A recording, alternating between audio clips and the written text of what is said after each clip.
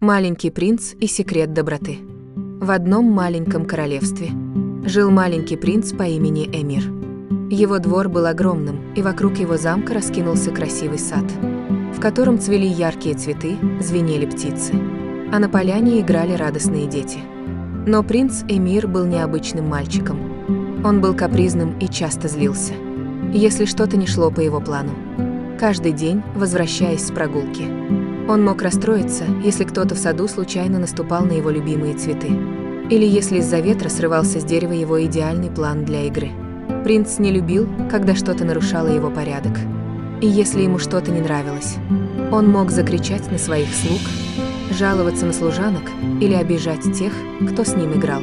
«Почему ты не положила игрушки в точно такие же ряды, как я сказал?» Кричал он своему другу, который был из соседнего королевства. «Почему ты не ждешь меня, когда я говорю, что я буду играть первым?» Бормотал принц в ответ на свою игрушечную лошадку. Каждый день принц все больше и больше терял друзей.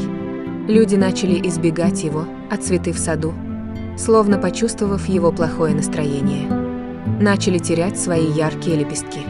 Принц чувствовал, как одиночество стало его спутником. Он одиноко сидел на своем золотом троне и думал о том, что он был прав, ведь все вокруг должны были слушаться его. Но было ли это действительно так?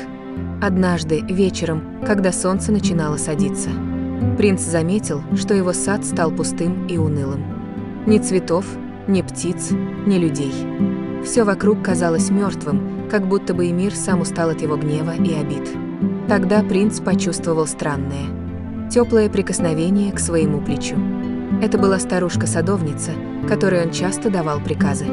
Она посмотрела на него с грустью в глазах и сказала: «Принц, твой двор – это не только твоя корона, твои игрушки и твоя власть. Это также те, кто рядом с тобой.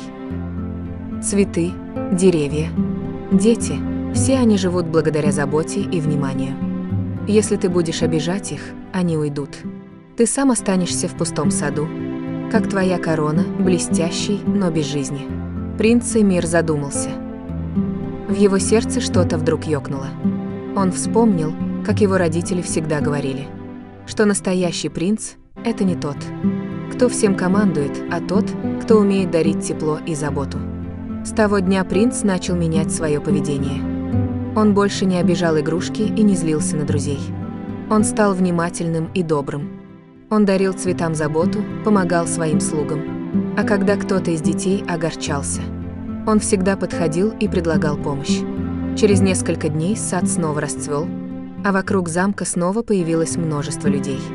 Принц понял, что только когда он искренне заботится о других, все вокруг него начинает расти и процветать.